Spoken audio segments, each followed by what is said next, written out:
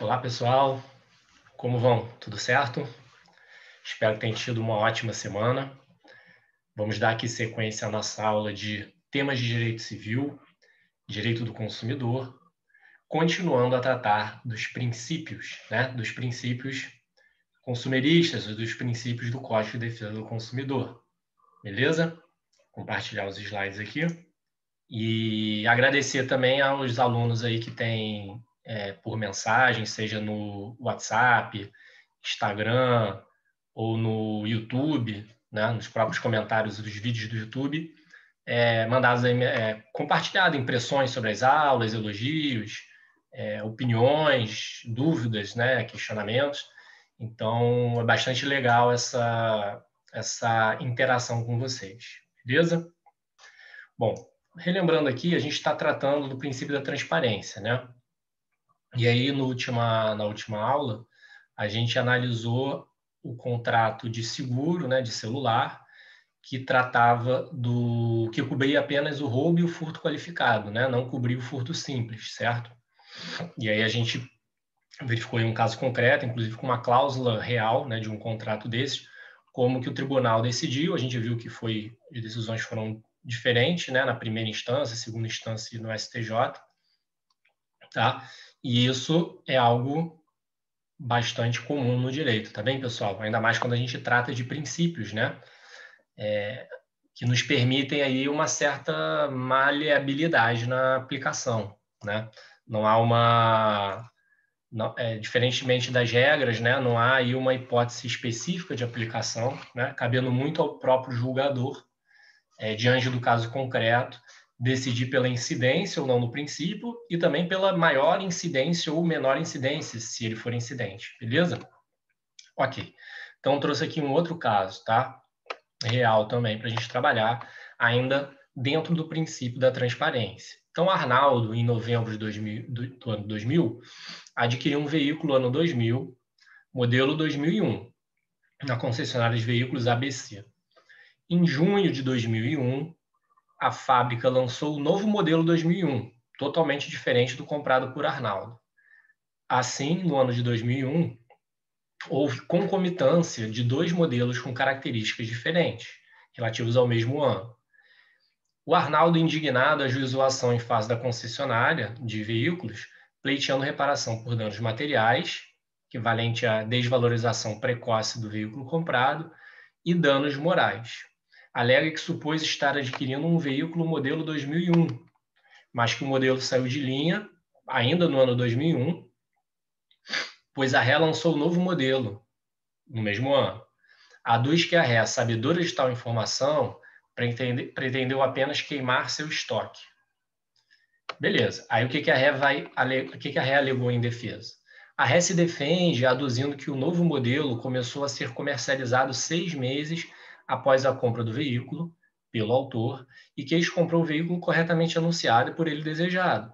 Juntou aos autos documentos oficiais informando que pode haver mudança de modelo no mesmo ano em que foi lançado um outro. Demonstrou ainda que a imprensa especializada já vinha noticiando sobre essas futuras modificações no modelo do veículo.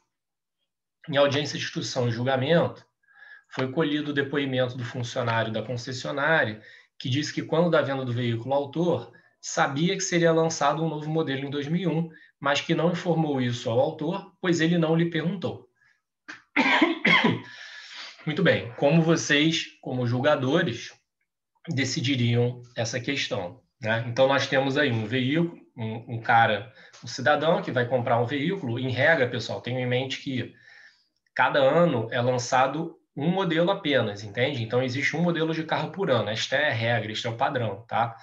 E o modelo é lançado um pouco antes mesmo, em 2000 já é lançado o 2001, 2001 já é lançado o modelo 2002, E assim em diante, havendo, em regra, um modelo por ano. No caso do autor, ele comprou o modelo e 6 meses depois, já havia um outro modelo totalmente diferente, mas referente ao mesmo ano. Isso causou aí a desvalorização do carro, ele se sentiu também desprestigiado, que ele queria estar com o carro de última, o carro mais moderno. Se ele soubesse dessa informação quando do ato da compra, ele não teria comprado o veículo, teria aguardado o novo modelo. E o que é bastante importante para a gente resolver o caso, né, é que na audiência de instrução e julgamento, o funcionário da REC atendeu o autor, disse que sabia que haveria o lançamento de um novo veículo, mas não informou isso ao autor, pois ele não lhe perguntou, ok? Esse caso não é simples de responder, tá? Nas minhas aulas presenciais de pós-graduação, é bastante comum haver divergência. Aliás, pessoal, na maioria dos casos que eu apresento aqui, há divergência entre os alunos nas minhas aulas, tá? E eu, inclusive, fomento as divergências, faço questionamentos aos alunos para ver se eles mantêm a posição diante dos meus questionamentos e tudo mais, ok? Então, é assim, como você decidiria no caso, né? Vamos ver aí como é que foi a decisão do STJ, que não deixa de ser uma decisão polêmica para muitos alunos, beleza? Responsabilidade civil de concessionária de serviços de automóveis, compra de automóvel, informações imperfeitas, obrigação de indenizar, Código de Defesa do Consumidor, compra e venda de veículos, insuficiência de informações, lançamento de novo modelo no mesmo ano, dever de indenizar. O autor, em novembro, supôs estar adquirindo, e conta a história. Assim, houve uma concomitância de modelos. O ponto fundamental é, de fato, a falta de transparência nas informações prestadas pela concessionária quanto às modificações que viriam a ser realizadas nos veículos daquela linha. Dúvidas não há de que houve informações insuficientes e inadequadas sobre o veículo que o autor estava adquirindo, causando-lhe precoce desvalorização do produto, devendo assim o comerciante responder pela reparação dos danos causados. Ok? Dano moral deve ser mantido porque o cliente se sentiu ludibriado pela absoluta ausência de informações. Decisão aqui do Tribunal de Justiça do Rio de Janeiro, portanto, entendendo como procedente o pedido do autor diante aí de uma violação ao dever, ao princípio de transparência, né, que é oriundo aí da boa-fé, do dever de informação, ok? Decisão que pode ser criticada sem problemas nenhum, beleza? Agora, um princípio muito similar, pessoal, ao princípio da transparência, tá? É o princípio da confiança, ok? A meu ver, assim como o princípio da transparência, o da confiança ele também é oriundo da boa-fé, né? A boa-fé já engloba esses princípios, tá? Especialmente, como a gente viu lá na boa-fé, né, na sua função de criação de deveres anexos, né? E aí tem os deveres aí de lealdade, proteção, informação. Dentro desse dever de informação, a meu ver, estão incluídos aí a confiança e a transparência. Porém, como muitos autores, a maioria inclusive, trabalha esses princípios, né, de forma autônoma, separadamente, eu optei por apresentar-lhes também desta forma, que eu julgo, né, na verdade, até uma forma bastante didática de apresentação, beleza? Mas, assim, um exemplo prático tratado como princípio da confiança ou como boa-fé, não necessariamente não poderia ser tratado como princípio da transparência, entende? E vice-versa, beleza? Esses princípios, eles se misturam mesmo, muito porque eles, inclusive, ao meu ver, são o mesmo princípio, beleza? Ok. Então, o que é o princípio da confiança, pessoal? A confiança é a credibilidade que o consumidor deposita no produto ou serviço ou no vínculo contratual como instrumento adequado para alcançar os fins que razoavelmente deles se espera. Então, ele prestigia as legítimas expectativas do consumidor. Também pode ser entendido como uma irradiação da boa-fé objetiva, né? Do princípio da boa-fé objetiva. Então, exemplo, pessoal, quem contrata seguro espera que, havendo sinistro, seja indenizado. Quem contrata planos de saúde espera que, ficando doente, tenha atendimento médico. E assim por diante. E aí eu trouxe aqui alguns artigos dentro do Código de Defesa do Consumidor, que eu sugiro até que vocês deem uma lida, né? Já sugeri isso na primeira aula, de vocês darem uma lida. Quem ainda não leu, faça isso. Que eles materializam, né? Eles corporificam o princípio da confiança, ok? E o artigo 30, especialmente, ele é muito importante. A gente vai ver que várias decisões aqui na sequência que trabalham com esse artigo, tá? E é muito importante para vocês, como operadores do direito, conhecê-lo também, beleza? Então, o artigo 30 diz assim: toda informação ou publicidade suficientemente precisa, veiculada por qualquer forma ou meio de comunicação, com relação a produtos e serviços oferecidos ou apresentados, obriga o fornecedor que a fizer, veicular ou dela se utilizar e integra o contrato que vier a ser celebrado. Então, são duas coisas. Uma, obriga o cumprimento por parte do fornecedor, e 2, se o contrato for celebrado, essa oferta ela passa a integrar o contrato. Beleza? A gente vai chegar aí nos casos concretos mais à frente para vocês entenderem melhor, tá? Artigo 35. Se o fornecedor de produtos ou serviços recusar cumprimento à oferta, apresentação ou publicidade, o consumidor poderá, alternativamente, e à sua livre escolha, 3 opções, ok? A escolha do consumidor. Ele escolhe uma das 3. Primeira, né? Exigir o cumprimento forçado da obrigação, nos termos da oferta, apresentação ou publicidade. 2. Aceitar outro produto ou prestação de serviço equivalente. 3. Rescindir o contrato, com direito à restituição do que eventualmente tiver pago, com atualização monetária, mais perdas e danos, ok? Então, primeira informação, né? A oferta, ela vincula, o que tiver sido veiculado na oferta, vincula o fornecedor, né? E, além disso, integra o contrato que vier a celebrar. Segundo artigo trata aqui, e se a oferta não for cumprida, né? O fornecedor ofereceu entregar um computador em 5 dias, né? Pelo preço tal. Aí você vai lá, pelo preço de R$1.000. Aí você vai lá, olha, eu estou aqui com o seu panfleto, né, da oferta, quero comprar o computador tal. E o cara tem um computador ali. Aí o cara fala, não, o preço não é 1.000 não, é R$2.000. O preço não é 1.000 não, é 1.500. E a entrega não é em 5 dias não, a entrega é em 20 dias. Bom, o que acontece nesse caso, pessoal? A oferta vincula. O consumidor ele pode obrigar que o fornecedor ele entregue o produto no preço e no prazo que estava veiculado lá na publicidade, beleza? Ok, vamos ver que esse não é um princípio absoluto, como nenhum princípio né, pessoal? Lembrem-se disso, ok? Nenhum princípio é absoluto, os princípios são relativos, tá? Então a gente vai analisar casos assim bacanas mais adiante. Bom, o artigo 37 é outro que materializa o princípio da confiança, né?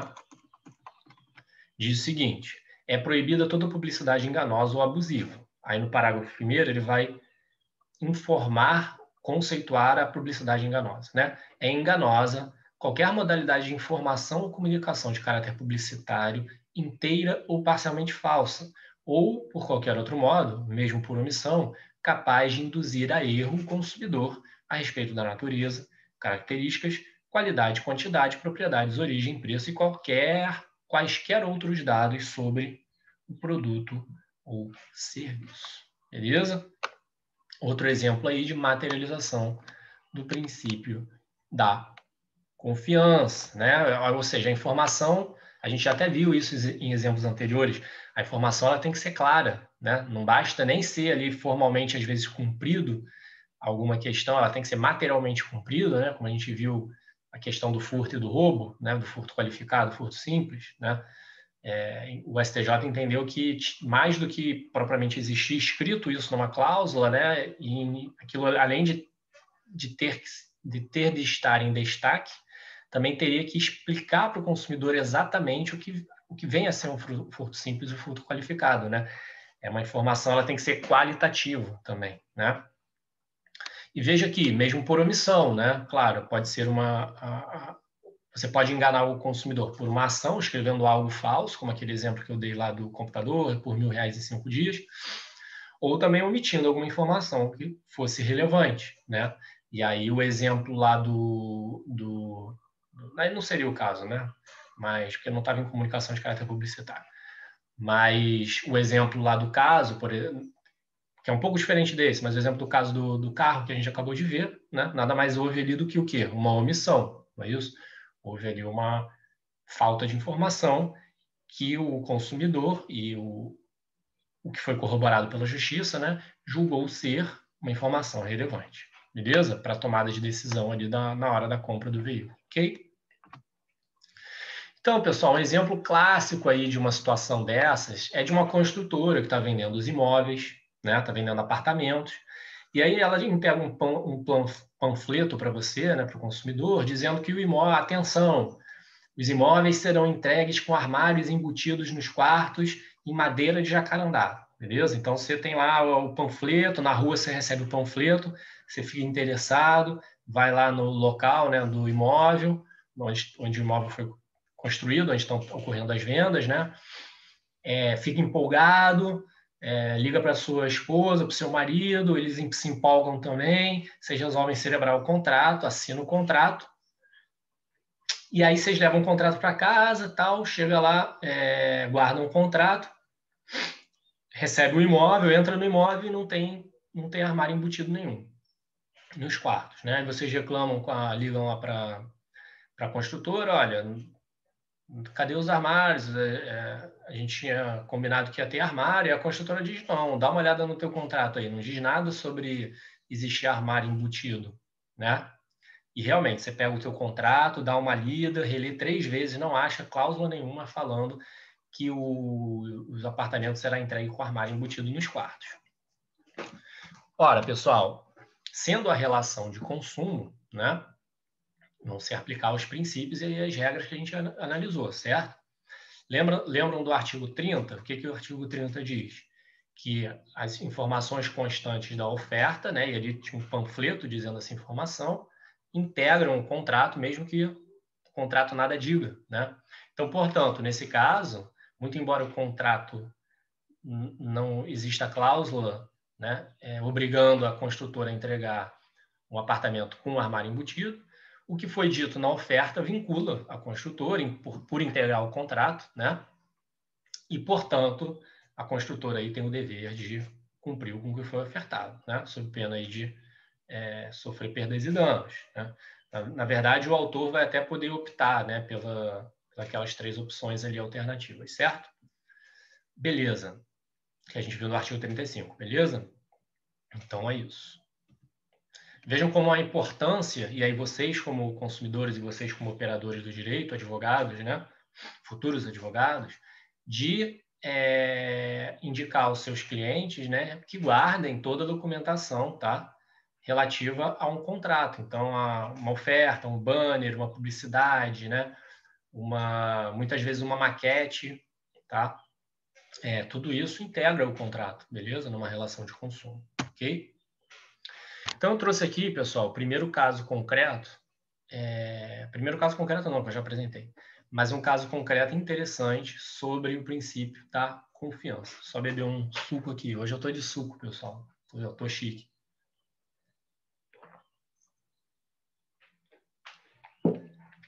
Suco de manga. Maravilha. Vamos lá. O Instituto de Defesa do Consumidor e do Trabalhador do município de Teresópolis, INDEC, ajuizou uma ação civil pública em face do Banco Santander, visando impedir que este utilizasse de papel termossensível nas máquinas de autoatendimento. O que vem a ser um papel termossensível, pessoal? Fiz uma busca, achei aí uma descrição na revista O Papel, beleza? Nem sabia que existia essa revista, né? Revista O Papel. É da Abril. Ah, não, é de abril de 2015. Não, é da Abril, da editora Abril. Acho. Não. Não. É revista O Papel, edição de abril de 2015. O meu acesso foi em 2018. Vamos lá.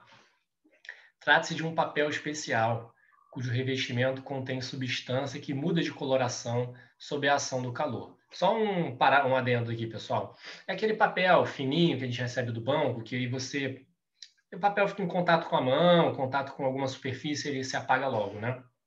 Então, um papel especial, cujo revestimento contém substância que muda de coloração sob a ação do calor. Isso significa que, para imprimi-lo, não se usa tinta, mas apenas uma impressora térmica, ou seja, que fornece calor.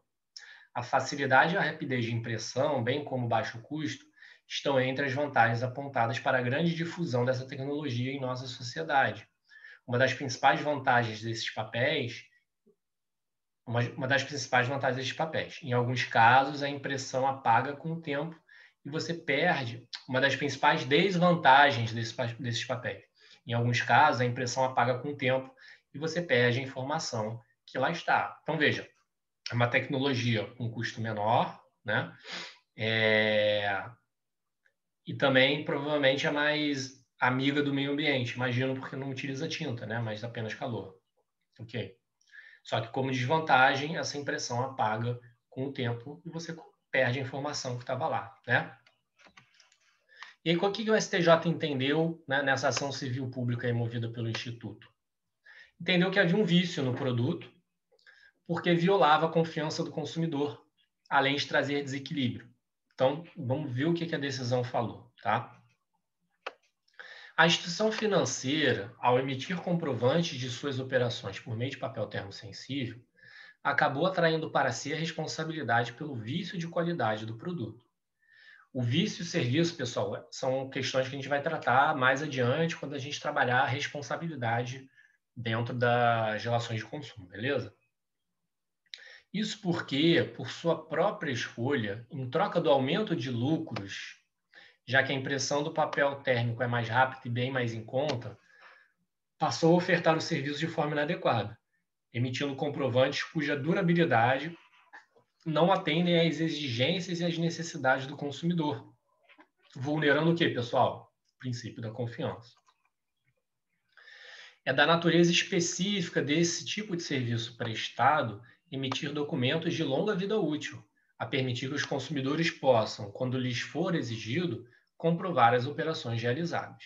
Em verdade, a fragilidade dos documentos emitidos em papel termosensível acaba por ampliar o desequilíbrio na relação de consumo, em vista da dificuldade que o consumidor terá em comprovar o seu direito pelo desbotamento das informações no comprovante. Condicionar a durabilidade de um comprovante às suas condições de armazenamento, além de incompatível com a segurança e a qualidade que se exigem da prestação de serviços, torna a relação excessivamente onerosa para o consumidor, que além dos custos de emitir um novo recibo em outra forma de impressão, exemplo, fotocópia, teria o ônus de arcar, em caso de perda, com uma nova tarifa pela emissão da segunda via do recibo, o que se mostra abusivo e desproporcional. Decisão de 2019 do STJ. Beleza?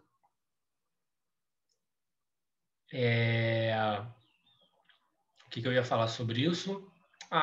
Eu mesmo, pessoal, por exemplo, quando eu vou nos Correios entregar alguma notificação, enviar algum documento, né?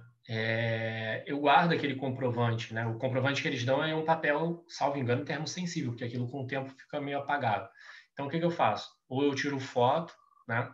E guardo na pasta relativa ali ao cliente, ao caso, enfim, a pasta relativa ao que eu quero, ou imprimo, né? Imprimo não, ou digitalizo, tá? Então, mais uma recomendação aí para vocês e uma recomendação para vocês darem aos seus futuros clientes, beleza? Beleza. Então, outro caso aqui que envolve o princípio da confiança. Por enquanto, eu estou dando uns casos. O primeiro caso foi bem interessante, né? Agora eu vou dar um caso mais fácil para vocês.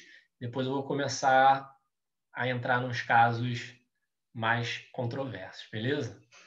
Maria, estudante do curso de graduação da faculdade ABC, eu ocultei o nome da faculdade, é um caso real, eu sei qual é a faculdade, decidiu continuar seus estudos em outra instituição de ensino, solicitando a sua transferência. Nesse momento, ele recebeu um SMS da faculdade ABC, oferecendo um desconto de 50% durante todo o semestre e depois de 40% até o final do curso.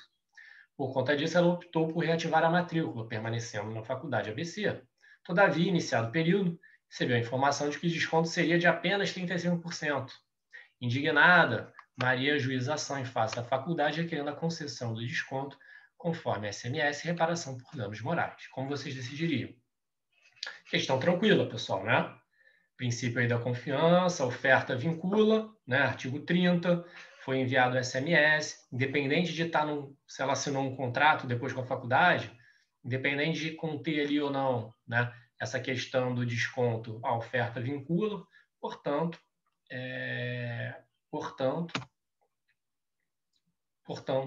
a ação deve ser julgada procedente, né? E nesse sentido, decisão Tribunal de Justiça do Rio de Janeiro. Beleza? A conduta da apelante caracteriza infração ao princípio da vinculação à oferta previsto no artigo 30, evidenciando-se falha da prestação do serviço.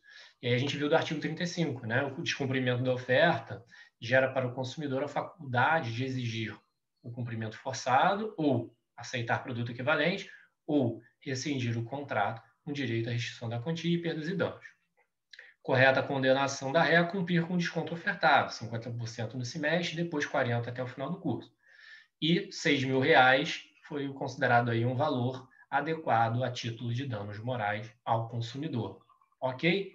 Inclusive, nessa decisão foi tratado aí do desvio produtivo do consumidor, que é uma questão que a gente vai analisar mais à frente, beleza?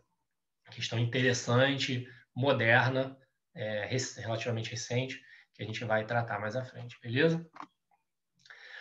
Bom, pessoal, agora a gente começa a adentrar, né, nos casos mais controversos, tá? Vamos lá. João transitava pela rua quando viu uma faixa estampada na concessionária de veículos com os seguintes dizeres: deu a louca no gerente, veículos a preços de banana. Tipo, eu me lembro daqueles comerciais, né? Do promoção, deu a louca no gerente, eletrodomésticos a preço de banana. Nos veículos estavam fixados cartazes com valor de 1 centavo, ao lado de desenhos de banana. Animado, João solicitou a compra de um veículo novo, 0 km, pelo preço de 1 centavo. Diante da negativa da loja, que informou que o preço seria de R$35 mil, João ajuizou a ação requerendo a aquisição do veículo por 1 centavo e reparação por danos morais. Como você decidiria? Não vou dividir a turma aqui, não é o caso, beleza? Antes de eu apresentar a resposta, o que eu quero que vocês façam? Pensem e respondam no comentário aqui do vídeo o que vocês decidiriam nesse caso concreto. Tem que falar, no caso do preço da banana, eu decidiria desta forma, por isso ou aquilo, beleza? Ok? Então, nos comentários, vão informar, no caso do preço de banana, decidiria a favor ou contra o consumidor, né? Por esse ou esse outro fundamento, beleza?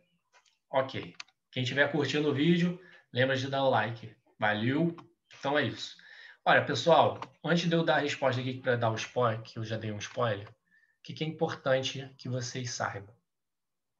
Nenhum princípio é absoluto, né? A boa-fé objetiva é um princípio que vale tanto para os consumidores, tanto para os fornecedores, quanto para os consumidores, né? Os consumidores, eles também têm de agir de boa-fé. E aí o que se pergunta é o seguinte, o princípio da confiança, né? Quando que ele vai ser aplicado? Ora, ele vai ser aplicado, pessoal, quando o fornecedor de serviço, né, despertar junto ao consumidor uma confiança legítima, né? A confiança tem que ser legítima, ou seja, uma pessoa normal, né, naquela situação, acreditaria que o veículo 0 km seria vendido a 1 centavo, ou mesmo que não tivesse 1 centavo, preço de banana, o consumidor normal, né, acreditaria que um veículo 0 km seria vendido a preço de uma banana? Me parece que não, certo? Me parece que não. Claramente uma chamada publicitária, né? Jocosa, sem problema algum de haver. Por que sem problema algum de haver? Porque não engana o consumidor, entende? Ninguém que passe ali acreditaria nisso, saberia que isso é uma peça publicitária, uma questão chamativa, né? É uma brincadeira, certo? Nesse sentido, entendeu o Tribunal de Justiça de São Paulo, beleza? Salvo engano, talvez até tenha condenado em litigância de má-fé, vamos ver. Então, o consumidor pediu, né, a entrega do veículo e mais dano moral. A entrega do veículo por R$1, por 1 centavo e mais dano moral, tá? O que diz aqui? Pretensão de compra por 1 centavo de veículo cujo valor de mercado é superior a 30 mil. Alegação de que a pelada teria fixado faixas na frente do estabelecimento com o desejo, deu a louca no gerente, veículo a preço de banana. Bem como teria fixado informação de preço em veículo, de 1 centavo.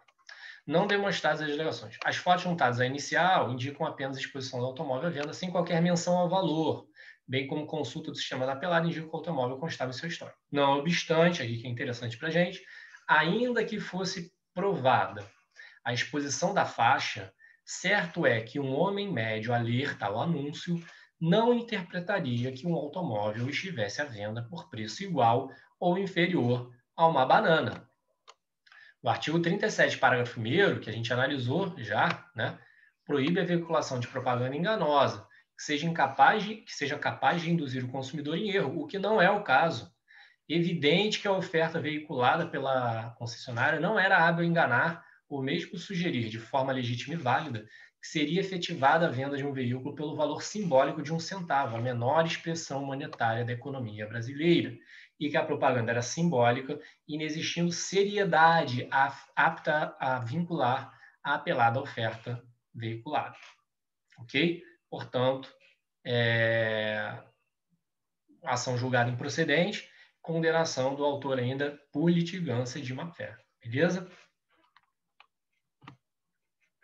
Vamos lá. Outro caso agora, que talvez seja um meio termo entre os dois últimos que a gente analisou. Ana e José são namorados, resolvem comemorar 1 ano de namoro e compram as passagens de avião de Brasília para Amsterdã, pagando o preço de R$ 1.078. Aliás, estive em Amsterdã e recomendo a quem for para a Holanda, conheça Roterdã. Eu, particularmente, gostei mais de Roterdã do que Amsterdã. Incluindo, então, 2 passagens. Então, o casal comprou 2 passagens, Brasil-Amsterdã, pagando o preço de R$ 1.078, o que dá mais ou menos R$ 500 por passagem, beleza? E de volta. 2 dias depois da compra, eles receberam um e-mail da empresa de viagens informando a ocorrência de um erro no sistema de carregamento de preços e, via de consequência, o cancelamento das passagens adquiridas, que ainda não haviam sido emitidas. O valor não chegou a ser debitado do cartão dos consumidores. Ana e José, então, ajuizaram a ação, requerendo a emissão das passagens pelo preço de compra e reparação por danos morais. Como vocês decidiriam? Veja que o caso não é tão grotesco quanto o caso da banana, né, do veículo a 1 centavo, né? Mas também não é nada, mas também o preço não é um preço de mercado, né? 500 reais uma passagem Brasil-Holanda está totalmente fora da realidade, certo?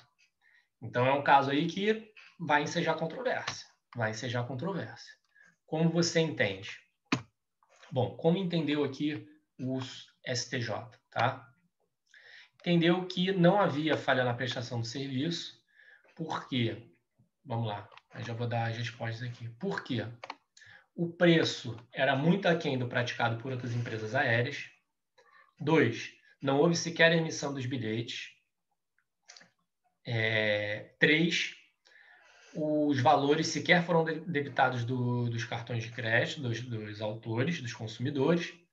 E 4, em um curto período de tempo, os consumidores receberam um e-mail informando a não conclusão da operação. Portanto, com base nesses 4 fatores, entendeu-se que havia ali, inegavelmente, um erro sistêmico grosseiro no carregamento de preços, né?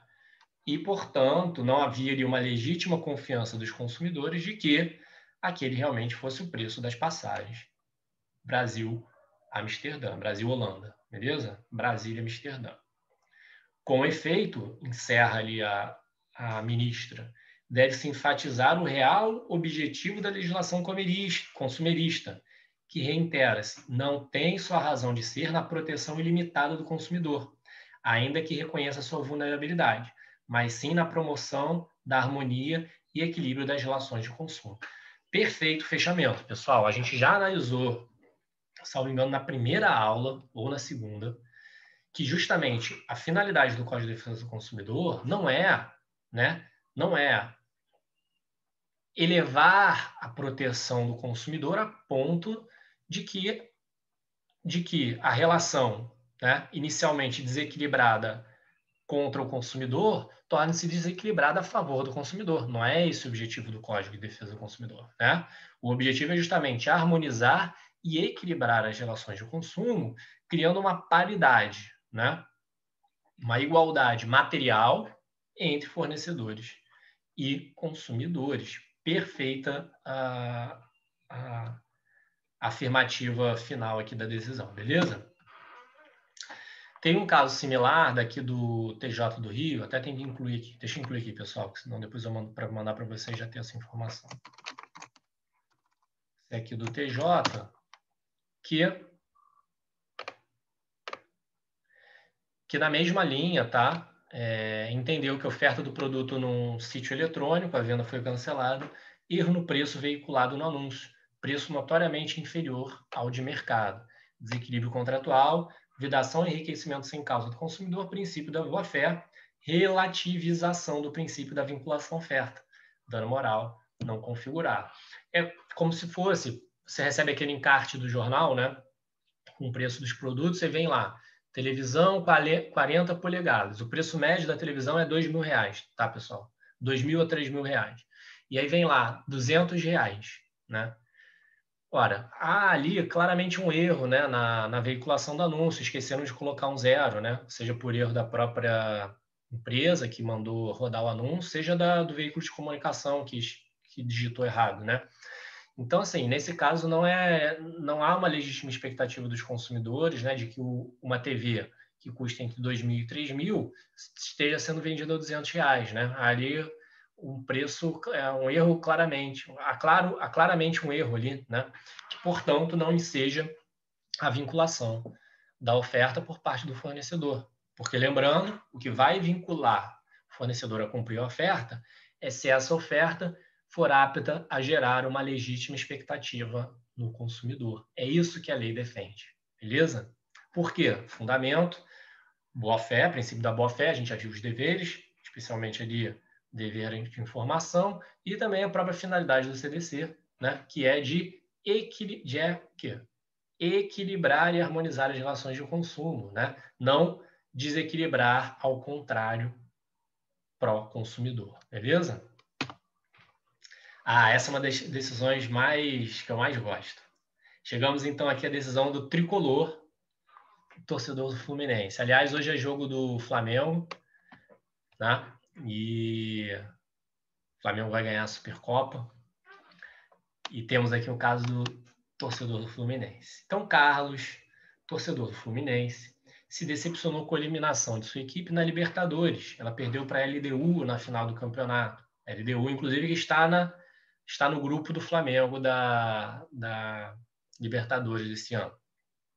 E mais ainda, se aborreceu com a edição do dia seguinte do jornal Meia Hora, que dedicou grande espaço para ironizar o insucesso tricolor.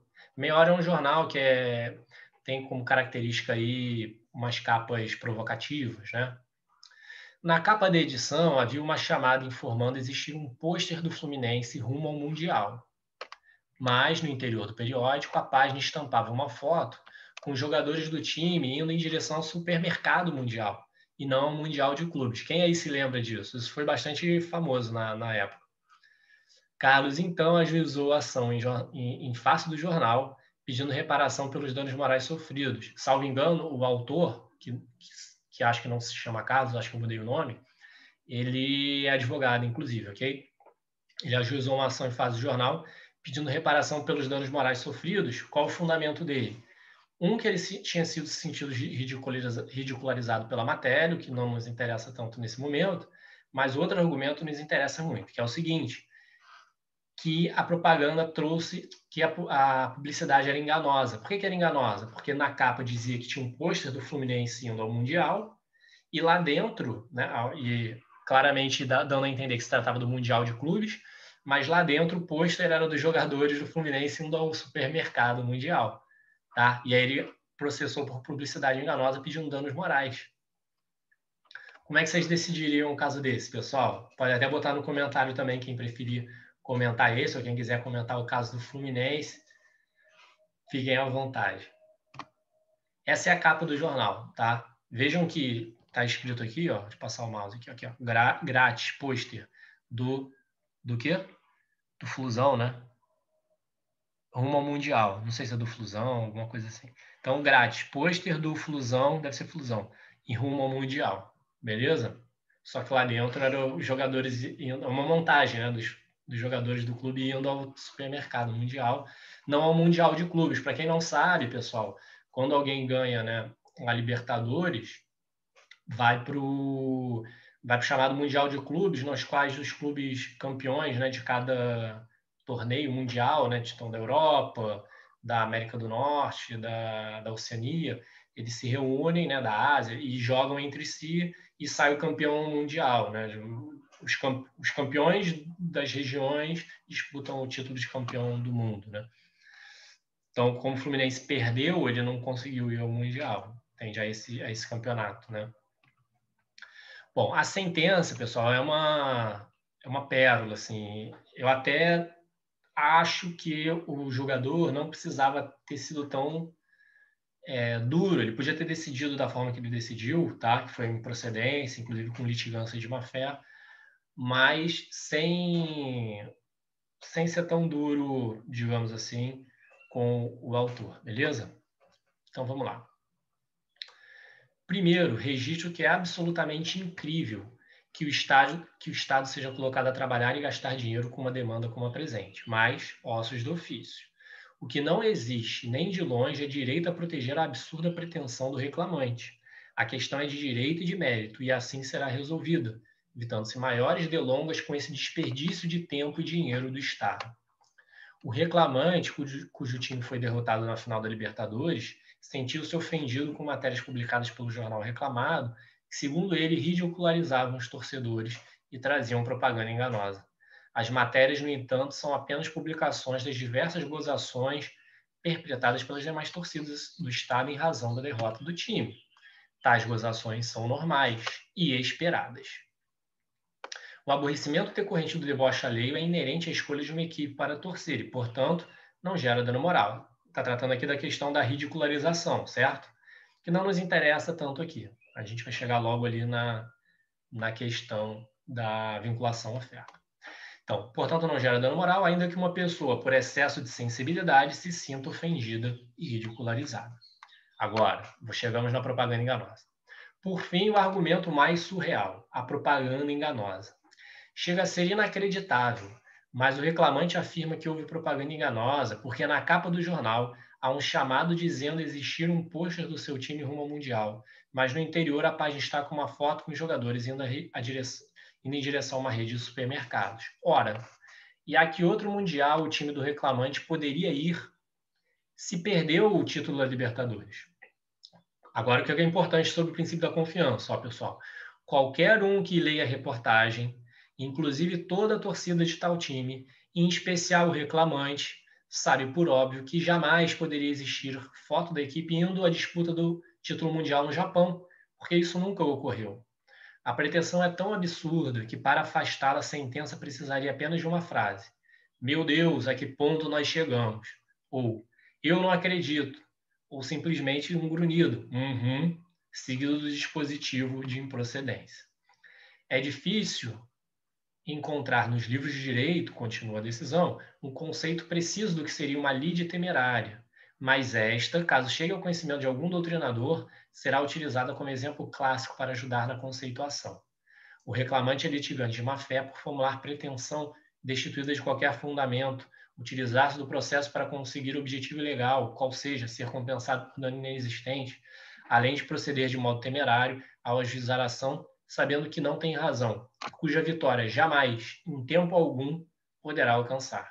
Isto posto, julga improcedente o pedido, condena o reclamante como litigante de má-fé, decisão do Tribunal de Justiça do Rio de Janeiro, 25º Juizado Especial Civil. Beleza? Interessante, não é? Vocês vejam como a apresentação de casos concretos, né, de casos reais, ilustram, né, ilustram os conceitos, né, de certa forma abstratos, que são apresentados no direito, né, materializando, concretizando o próprio aprendizado, né, as noções aprendidas. E o que eu acho mais bacana da apresentação de casos concretos é que vocês veem que na prática é bastante comum e é possível, né, que não exista o certo e errado, né? A depender do caso concreto, vai ser possível você defender A ou defender B, né? Defender procedente ou improcedente, ou parcialmente procedente, a depender dos argumentos utilizados. E nisso está o papel do advogado, como um papel muito importante. Muitas vezes o seu cliente, né, ele vai ter um direito que você vai ter que trabalhar com aquele direito de forma a, se utilizando, né, dos argumentos positivos, né, destacá-los, porque no caso concreto vão existir, né, muitas vezes existem argumentos contrários ao seu cliente, né? Você tem que fazer jogar luz nos argumentos positivos, né? Nos argumentos a favor da pretensão do seu cliente, certo? E aí, o que eu fiz, pessoal? Para encerrar a aula, eu trouxe aí 3 questões de concurso para a gente trabalhando. Por que eu fiz isso? Eu fiz isso na aula de Direitos Reais pela primeira vez, tá? Não costumava trazer questões de concurso, até porque na pós-graduação não é tanto foco, né? Mas na graduação também não costumava trazer. Mas fiz isso na aula de Direitos Reais 2, que é uma matéria assim, mais complicada, né, de dar. E os alunos gostaram bastante, eu tive muitos feedbacks positivos. Então, eu resolvi trazer aqui para o consumidor também, beleza? O que é bacana é o seguinte também, vocês aqui na faculdade, né? Mesmo que vocês não queiram concurso público, apesar de talvez metade dos alunos que me mandaram os vídeos desejarem concurso público, né? Dessa metade aí, talvez 80%, 90% queira defensoria pública. Eu já até falei que vai ser o concurso mais disputado da história, se depender dos alunos da FRJ. Vocês, necessariamente, todos vocês vão fazer a prova da OAB, né? Então, por esse motivo, eu acho bacana também apresentar essas questões, tá? Agora, se vocês não curtiram, fala, Felipe, pô, não tem nada a ver. Ou também é só não assistir, né? É só parar o vídeo antes das questões, beleza? Então, vamos lá. As normas previstas no CDC caracterizam-se como A, de ordem privada e interesse econômico.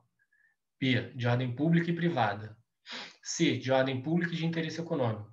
D, de ordem pública e interesse social. E, de interesse social e econômico. Resposta, pessoal, letra D. A gente viu isso na primeira ou segunda aula, né? Inclusive, é o primeiro artigo do CDC que diz, né, que as normas desse código são normas de ordem pública, interesse econômico, interesse social, interesse social.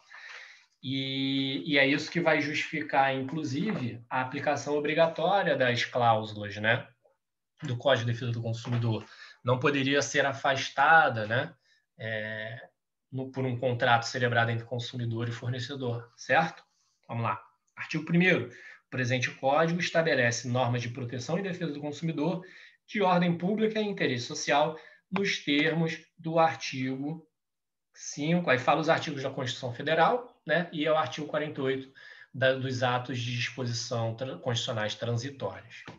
O famoso ADCT, beleza? Segunda questão, pessoal, adaptada. Determinado consumidor contratou o seguro. O contrato, da Defensoria Pública, hein, pessoal? O contrato estabelecia que não haveria cobertura de danos no caso de furto qualificado praticado por terceiros, mas não continha nenhuma especificação jurídica do termo qualificado. Olha que bacana, a questão que a gente acabou de analisar na aula passada, questão de concurso público. Afora que é uma questão que que acontece muito na prática, né? É muito comum. Eu, como julgador, como eu conversei com vocês, como juiz leigo, peguei vários casos assim para julgar. Na vigência desse contrato, o consumidor foi vítima de furto simples e, após a negativa da seguradora em arcar com a indenização, ingressou em juízo. Nesta situação, foi correta a negativa da seguradora, pois era obrigação do contratante conhecer as cláusulas restritivas previstas no contrato. Quem é aluno dessa disciplina responde essa questão, mole, né? Quando lê a questão até sorri, né? Vai ficar feliz, que é uma questão que vai acertar, é garantido acertar. Resposta, pessoal, errado, né? Errado. Não era obrigação do contratante, o dever de informação impunha ao fornecedor, né, o esclarecimento acerca das cláusulas. E aí tem vários artigos que tratam disso, não só os princípios, mas diversos artigos que a gente analisou ao longo dessas aulas, né, com relação à claridade, né, a clareza das cláusulas, a informação adequada, precisa aos consumidores, o destaque, inclusive uma cláusula limitativa, além dela ser bem explicada, ela tem que estar em destaque, né? Então, fácil, questão fácil, errada. Terceira e última questão, salvo engano. Dei spoiler. Vamos lá. A respeito do microsistema... Defensoria Pública também, pessoal. Acho que foi por acaso, não foi nem proposital, não, mas um monte de questão de defensoria. A respeito do microsistema consumerista, da proteção ao consumidor, do ordenamento jurídico, considere. Aí a gente vai falando, certo ou errado cada uma, beleza? O CDC, que é a Lei 8.078 de 90, dispõe de cláusulas abertas e de conceitos legais indeterminados, que permitem melhor adequação ao caso concreto, verdadeiro ou falso, certo ou errado, né? Resposta, certa. A gente viu isso, né? Como é que o Código de Defesa do Consumidor consegue abranger tantas situações? Ora, trabalhando com cláusulas abertas e conceitos legais indeterminados, né? Trabalhando com princípios também. A gente viu isso. O próprio Código Civil também utiliza, né, de cláusulas abertas, de conceitos gerais indeterminados, para permitir uma melhor adequação, né? Então, quando fala da boa-fé, por exemplo, né, que é manifestamente excessiva, né, o abuso do direito, por exemplo, manifestamente excessiva, a boa-fé, o que é manifestamente excessiva, né? O caso concreto que vai determinar. Quando o CDC diz, isso que eu falei primeiro foi do Código Civil, beleza, pessoal? Quando o CDC diz que a oferta tem que ser clara, o que é uma oferta clara? É o caso concreto que vai determinar, né? Que uma cláusula tem que ser redigida com destaque. O que é destaque? É o caso concreto que vai determinar, beleza? 2. Em consonância com a Constituição Federal, a defesa do consumidor constitui um direito fundamental de proteção à pessoa em situação de vulnerabilidade. Certo ou errado, pessoal? Certo. Certo. Primeiro, a defesa do consumidor constitui um direito fundamental, a gente viu que tem previsão constitucional, e busca a proteção da pessoa em situação de vulnerabilidade. Certo também, o consumidor é sempre vulnerável. Lembra que a gente bateu esse papo? Isso, eu falei que isso cai muito em concurso? É isso. Exemplo aqui que está caindo. Item 3. Consoante a teoria do diálogo das fontes, olha que bacana, a gente tratou dessa teoria, e do próprio CDC, admite-se a aplicação da norma mais favorável ao consumidor, mesmo que esta se encontre externamente ao microsistema consumerista. Quem assistiu às minhas aulas está sorrindo de orelha a orelha, porque é fácil responder essa questão. É certa, a gente deu até exemplos, como, por exemplo, o contrato de transporte, né, que se aplicaria a regra do Código Civil aos contratos de consumo, por ser mais benéfica, né?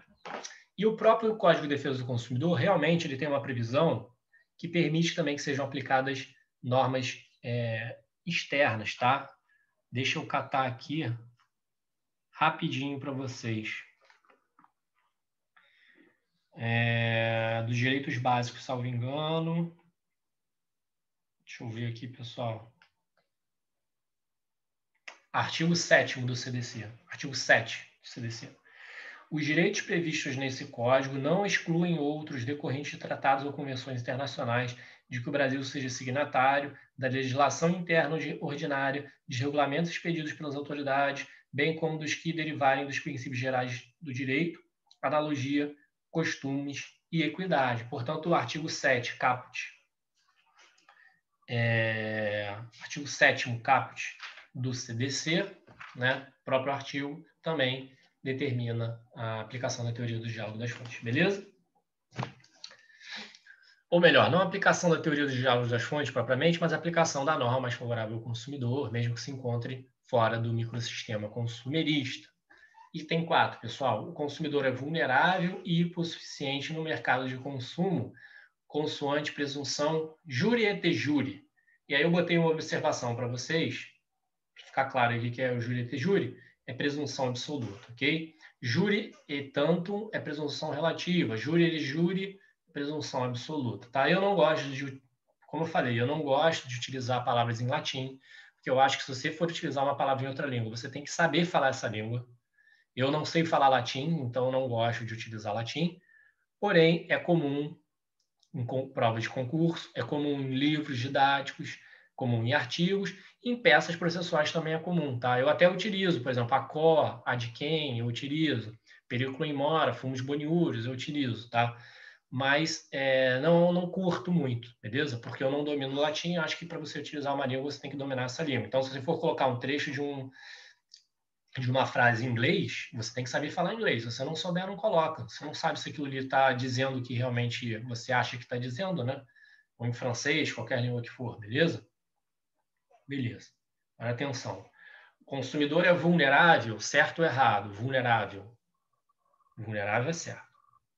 Agora, o consumidor é hipossuficiente, presunção absoluta de que o consumidor seja hipossuficiente, ou seja, todo consumidor é hipossuficiente, a gente já viu que não. Quem assistiu às aulas está sorrindo de orelha a orelha, foi dado um destaque, um quadro específico para tratar disso, dizendo que vulnerabilidade diferente de hipossuficiência.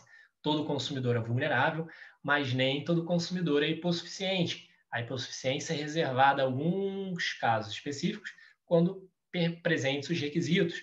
E a hipossuficiência é ligada justamente à inversão do ônus da prova, tema que a gente vai analisar mais à frente. Portanto, resposta errada, porque não é sempre hipossuficiente, beleza? Correto, item 1, 2 e 3. Ok? Bom, mais uma questão, ó, achei que tinha terminado. Tem mais uma. Essa não é de defensor, essa é de advogado da Prefeitura de Registro, município de São Paulo. Uma grande rede de lojas que tem foco na venda pela internet anunciou a venda de computador, sabendo que por um erro de digitação constou como preço final do produto R$ 2,00 ao invés do valor de R$ 2.000. Mole, hein, galera? A gente viu exemplos práticos sobre isso. Diante dos princípios que informam o CDC, é correto afirmar que... Vamos lá. A. Aí você tem que escolher a resposta certa. Todo consumidor que adquirir o produto por R$ 2,00 terá direito de receber o produto, pois a exposição do produto na internet é considerada oferta e vincula a compra que vier a ser celebrada. Errado. Realmente, a oferta vincula, em regra, né? Mas, nesse caso, não gerou a legítima expectativa ao consumidor. É um erro claro. Portanto, resposta errada. B. Tendo em vista que o erro é grosseiro e sabendo-se que no mercado de consumo o computador teria preço muito superior ao anunciado, pelo princípio da boa-fé subjetiva que rege as relações de consumo, o fornecedor não é obrigado a vender o produto pelo preço anunciado. Essa questão, ela pega quem? Pega o afobado, o aluno e concurseiro afobado. Por quê? Ela parece certa, né? E ela está quase toda certa. O que está errado aqui? E a gente tratou dessa questão especificamente. Eu abri um tópico específico para tratar da boa-fé. Diferenciei a boa-fé objetiva da subjetiva. No caso, o princípio da boa-fé tratado aqui é da boa-fé subjetiva ou objetiva? Objetiva. Questão engana somente por isso. Não se trata de boa-fé subjetiva, mas sim boa-fé objetiva. Resposta errada. Beleza? E por isso, pessoal, que em concursos, tá, em provas, leiam todas as alternativas. Se o cara começou lendo aqui, A, errado, B, certo, pum, marcou certo, não leu as outras. Por ele não ter lido as outras, ele não vai ter a chance de perceber de que ele papou mosca nessa questão, beleza? Então vamos ler as outras. Mesmo quem tivesse marcado certo aqui, deveria ler as outras, porque vai ver que no final tem uma resposta que vai ajudar a compreender que essa letra estava errada. Letra C. O consumidor só terá direito a comprar um produto nesse valor, pois pelo princípio da boa-fé subjetiva, todos que participam dessa relação têm o dever de agir honestamente. Não, nada a ver. Errado. D. O consumidor só terá direito a comprar uma unidade do produto neste valor, pois, pelo princípio da transparência, todos os que participam dessa relação têm o dever de agir honestamente. Não, ele não vai ter direito a comprar. O princípio da transparência não trata do agir honestamente. Trata também do agir honestamente, mas não é o caso aqui, né? O princípio da boa-fé e ela não é aplicada, né? O princípio da boa-fé, da transparência, da confiança não são aplicados absolutamente, né? São princípios relativos. Letra E.